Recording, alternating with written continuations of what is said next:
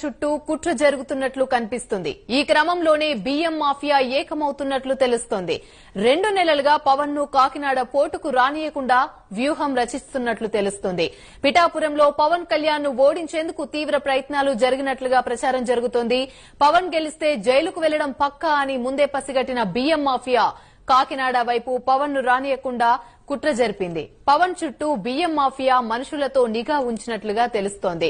ముంబై మాఫియాను తలదన్నేలా కాకినాడ బియ్యం మాఫియా ఉన్నట్లు సమాచారం. పవన్ మినహా మిగిలిన వ్యవస్థలను మేనేజ్ చేయగలమని ముందే గుర్తించినట్లుగా తెలుస్తోంది.